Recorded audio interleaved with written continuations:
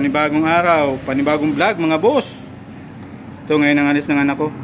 Kasama niya yung tito niya. Ito yung baon nila, yung Punji bar, tubig, saka ulam nila, itlog, kanin. Yan. Tako iba di. Ha? Tako. Ipa-plastic lang, ano, nandun may plastic pa ngayon dito, binutangan sa pintura. Ayan. Oo. Tako kung para sikat. Mauna. Yan. Mga alas 10 o alas 11 yung alis nila.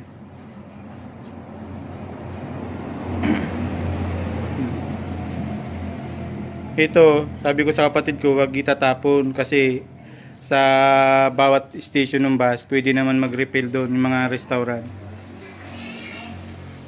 Kasi ganoon ang ginawa namin. Kaya ito lang dala namin nung pag-uwi. Bawat stop ng bus, nagre-refill po kami kasi libre naman po yun. Mineral po yun. Yung iba nga lang, nahihiya talaga mag, ano kasi, siyempre, kung mahihiyain ka, mapagastos ka.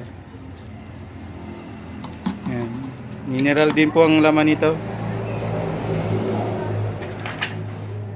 Yan. Ayos lang namin para organize sila. Mahalaga lang naman yung tubig.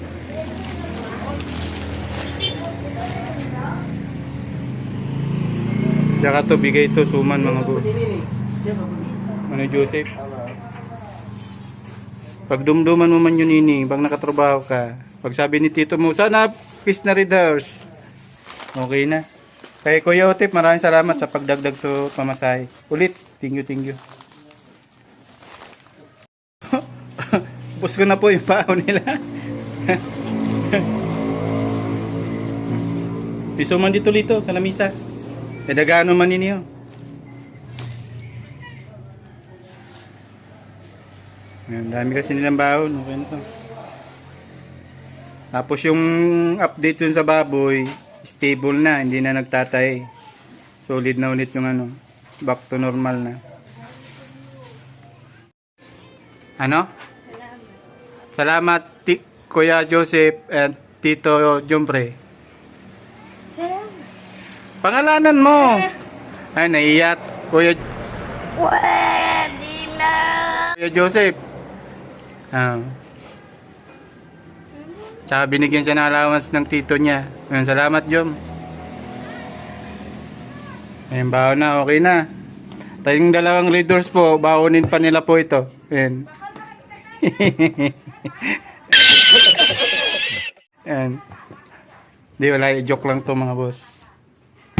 Tapos helmet po, habang sa bus, naka-helmet po sila. Ayun. Kunti na lang yung damit na dala niya. Yung white t-shirt to na binigay nung kapatid ko kasi gagamitin nung anak ko to sa pag-duty. Yun lang kasi babalik din naman sila rito. Yun lang.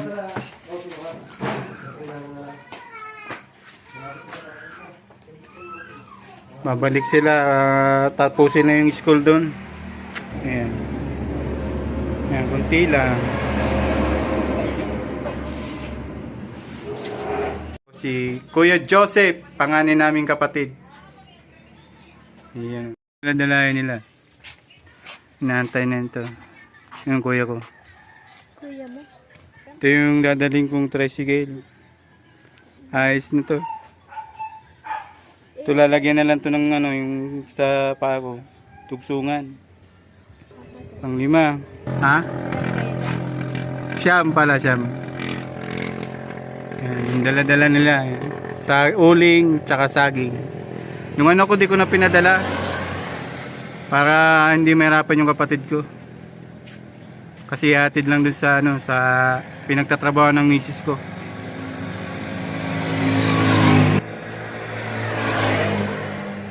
Yan pa Maynila.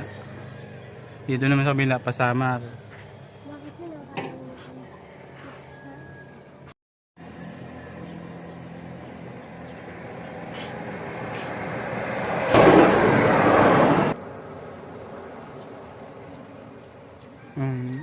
init. Mga boss.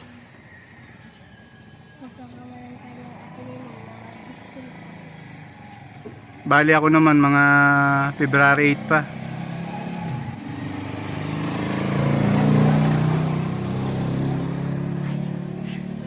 February 8 pa yung balik ko ron sa Maynila.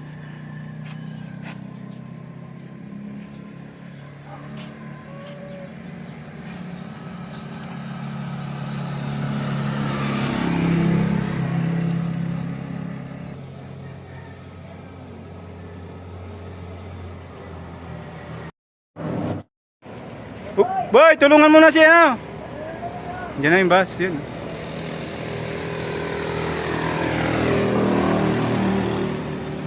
Boy, tulungan mo muna si tito mo magdala ng ano. Aircon yung sinakyan nila. Yun, ingat sa biyahe. Jo! Ingat!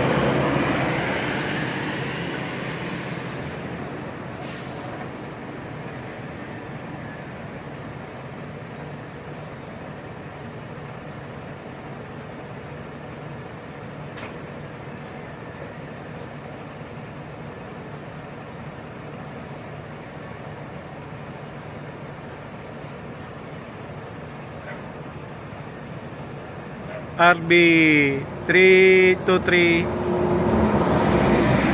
KL9.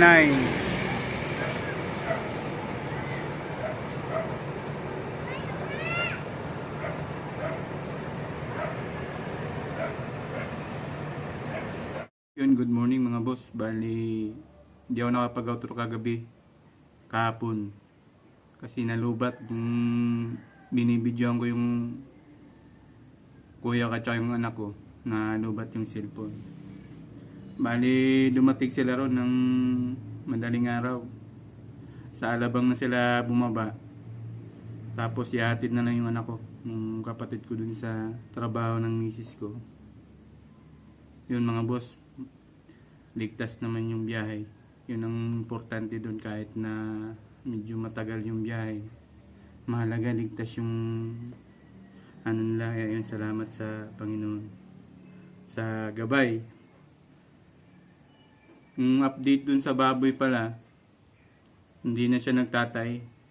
Kaya alam ko na kung paano yung dapat gagawin pag nagtatay yung baboy. Pag tuloy-tuloy naman yung inom niya ng tubig, huwag nyo munang gamutin kasi sayang din ang gastos. Yung ipapakain nyo na lang yung vitamins, tapos yung mga pampagana sa pagkain ng baboy para makabawi siya sa lakas niya. Okay na yung back to normal na. Magana na ulit sila kumain. Tapos tinakalan ko na siya ng sakto. Bale yung pagkuha nung takal nung pagkain niya, alas 5 na umaga, pakainin mo muna siya sa 4 ilang kilo. Tapos bibilangan, uurasan mo kung dadagdagan mo ulit pag kung hanggang saan yung nila, yun hanggang doon lang yung yung kaya nilang ubusin. Tapos okay na yun. Yung sa awa naman ng Diyos, normal status na yung pagkain ng baboy. Hindi kasi sa akin yan, sa mga kapatid ko yan. Bali nalagaan ko lang kasi nasa likod nga ng bahay ko. Tsaka nakiusap naman yung kapatid ko dyan na kung pwede maglagay muna ng baboy kasi sayang naman nung Nakapag-alaga na rin naman sila diyan. Yung ayaw ko lang yung hindi nagpapaalam. Kasi nati-hati na to ng tatay ko eh. Pero okay naman na. Basta magpaalam lang naman. Kasi ako pag hindi naman ako nangingialam ng Yun, okay na mga boss. Yung baboy, okay na. Tapos yung anak ko nandun. Bali, hindi ko alam kung basta kung update ko na yung misis ko sa status ng pag-aaral niya. Bali, ang balik ko doon, mga February na. Kasi, unti-untiin ko yung gamit ko. Inuperan nga ako ng kapatid ko na bayaran niya na lang yung service. Sabi ko sayang nung pamasahe. Yung tracking, 28,000 yung singil. Samantala sa bus, magkano lang? 1,000 lang pamasahe ko. Mga 3 balik lang naman yun nagamit. Mga gamit. Isang L300 na ano mula Monumento hanggang Cubao. Mga bayaran ko na lang ng mga 500. Kasi double deck, motor. Yung mga cabinet dun, hindi na dadalhin. Kasi bulok na rin naman yun. Tapos, yung mga gamit. Basta kung ano lang yung kaya kong dalhin. Sayang kasi kung bibili pa tayo ng mga gamit. Eh, may ano na rin naman doon. Yung binili lang namin dito, yung mineral. Kasi hindi ako sanay dun sa ano, nagtataya ko sa tubig dito. Ang ginagawa ko, pinapakuluan ko muna. Aksayado sa gas, ay sa ano, butane. Butane ang gamit ko rito. Mga 4 na araw lang, bus na, 60. Ito, 60. Wala pa, kailangan pang ano basta yung ano, yung pinapayos namin dito, yung iniram ng miss ko yun. May iniraman kami dun sa Maynila. Salamat kay Sir Eli sa pagpapayaram ng pera. Okay na yun kaysa ano. Basta paunti-unti lang mga boss. Salamat sa Team Pangat sa pag-unawa. Pina-priority ko muna yung ano, bahay. Malagyan lang to ng CR tsaka bintana. Okay na. Paunti-unti. Ayun mga boss, maraming salamat.